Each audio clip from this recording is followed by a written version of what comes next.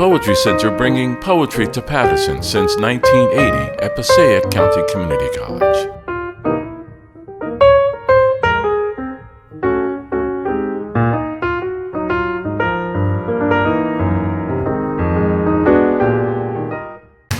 Here's a poem for the poets. Are you ready? It's called Draft 23. East, vast American flag, Whitman sunrise. West, Jeffers Rhone searchlights scissoring the dust. Between, squads, platoons, divisions of poets scribbling, slashing, revising, correcting, rejecting. What scribble are we trying to do? What have we done? What imagined slash when we began this? That voice on first hearing you thought must have come from somewhere far away in the night, then realized it had risen astonishingly over cacophonous daydream and conscience from within. Though you couldn't at the beginning make out the words, the shock of the bliss of it shook you. North, geometrical Frostian ice storms. South, Neruda diamonds scorching the Cordilleras. The voice dulls, balks, desires only to give itself over as it once could to the swells, surges, concussions, not this compulsion to retune the unmalleable self-music even in bliss we're condemned to. The ancient song stories, the stabbing, spearing, hacking, dismembering, they were fancies merely, to be sung to. Then history was slashed and revised, so his heart was thrust through, came to mean real hearts would really be thrust through, towns, cities, peoples thrust through. West, Ruskies washed out, interrupted raw places. East, Eliot's fragments I have shored. Between scribble and slash, us. Are we trying to change the world by changing the words? Blot out malice, oppression, demagoguery, cruelty by our rage, our raging obsession to amend? Innocent scribble, innocent slash. Who more credulous than we? Who more rendingly harmless? Are there songs of the soul yet unsung to calm our doubt and despair? Will we have to revise them?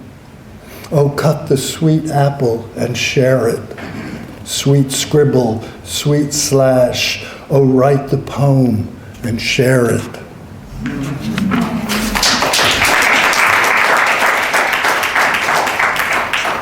This is called Poem for Myself on My Birthday.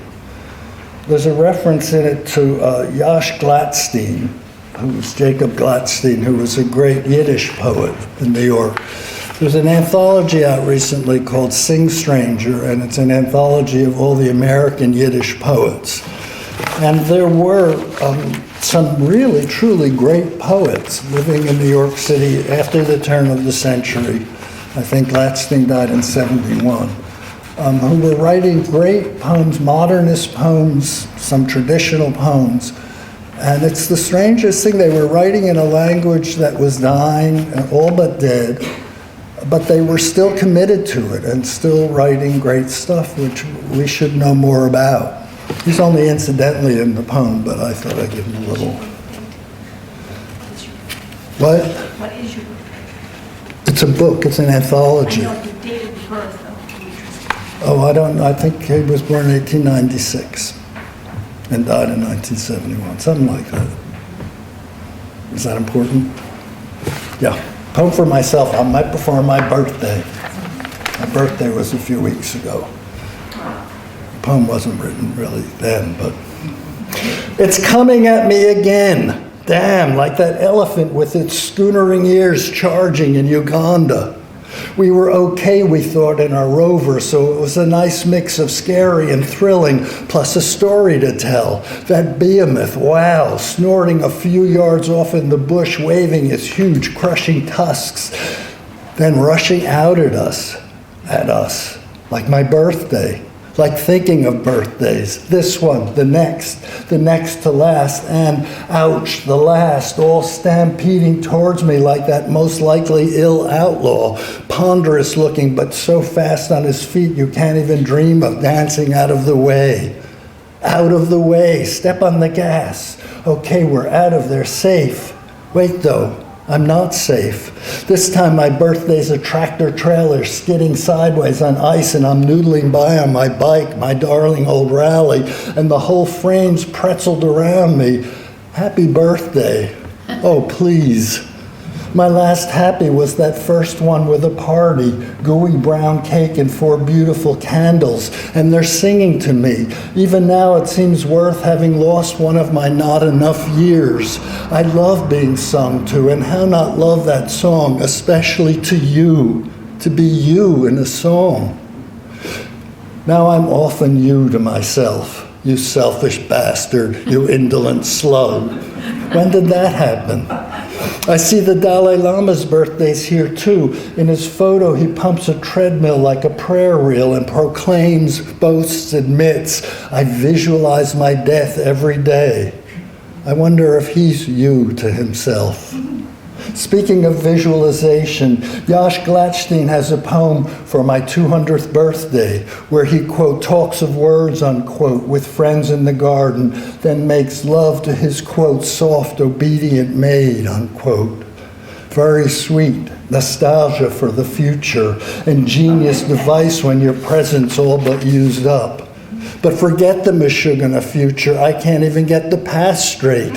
Everything keeps popping up changed. It's like being, not being in, being one of those movies that starts with a flash forward, then poof, the plot's rushed ahead and you're still back where you began, way out here near the end.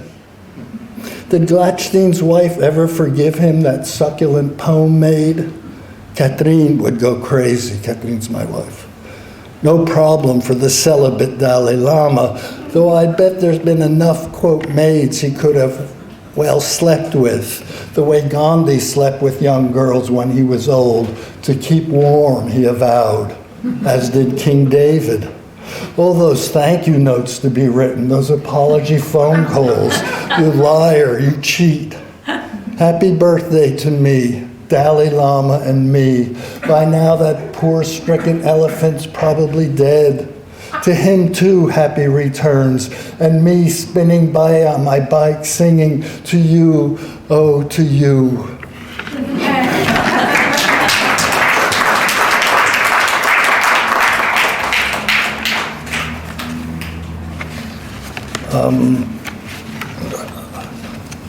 I have time for 2 more, I guess, a couple more.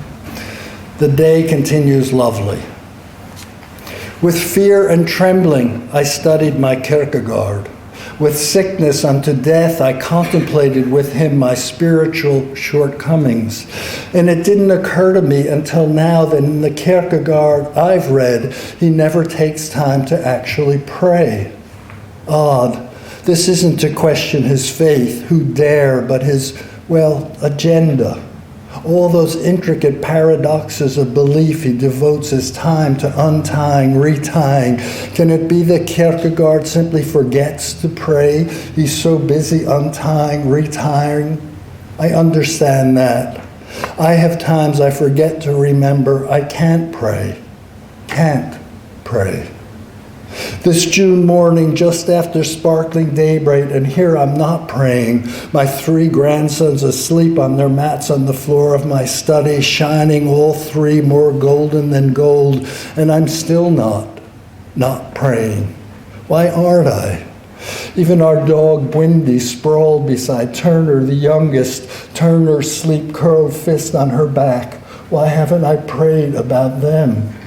I can imagine someday something inside me saying, well, why don't you? Something inside me, as though suddenly would be something inside me. There's a Buber story. I'm probably misrepresenting the touches on this. A rabbi spends endless hours deciding whether to do good deeds or pray. He thinks first this, then that. This might be good, maybe that would be better. And suddenly a voice that can only be God's erupts. Stop dawdling. And God, he thinks, he's been chastised by God. Stop dawdling. And what happens then? In my anti-boobering of the tale, everything's lost. The fool's had his moment with God. Even Moses had how many? And he squandered it because all he could do there was stand stunned, mouth hung metaphorically open, losing his chance to ask for guidance. But it vacillated again. And what happens now, he wonders in anguish. Maybe I should get out of this business, find a teaching job, write a book on my desolation, my suffering. Then he hears again louder, stop, stop. But this time, it's his own voice, hopelessly loud. And he knows he'll forever be in this waiting, this without God, this glimpse of the undeniable already waning. And what about me? Leave aside Kierkegaard, Buber, the rabbis, just me. Haven't I spent my life trying to make up my mind about something?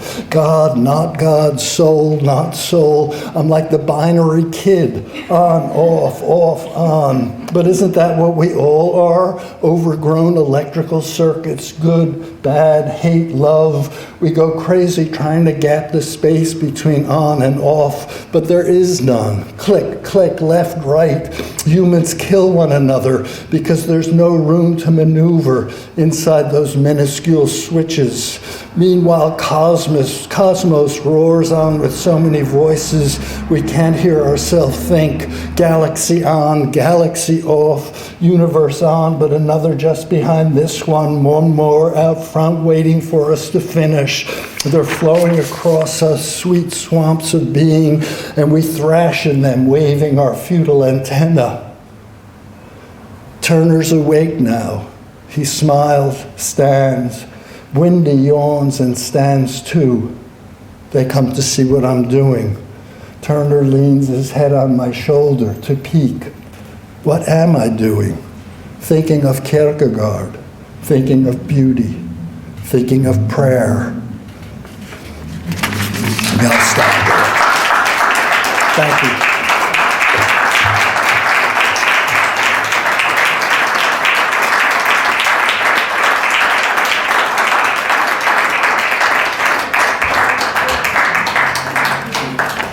Now, before we have our break, I want to call Jim Haba up here.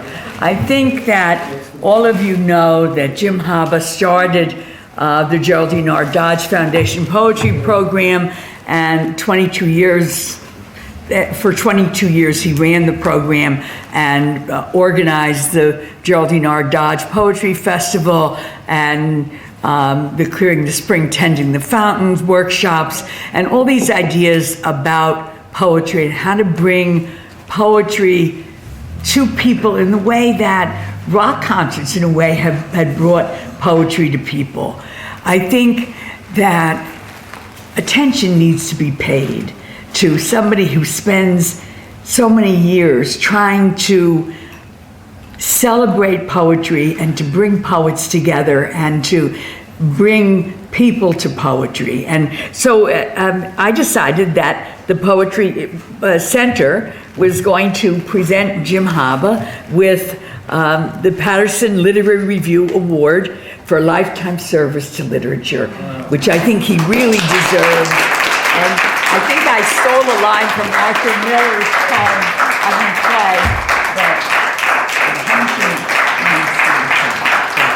and I really think the festival wouldn't have been as successful as it has been for so many years without Jim's energy and enthusiasm and brilliant ideas that he managed to create. I still think of sitting in that tent when it was freezing, and we all had these. They brought in. No, we had these. I wouldn't have left there if I froze into an icicle. I remember sitting there with Ruth Stone, and we're sitting together, and we're wrapped in a blanket, and who would ever leave there? It was so amazing what you did, Jim. Thank you. And I can't thank you enough on my own behalf and on behalf of poets in the country.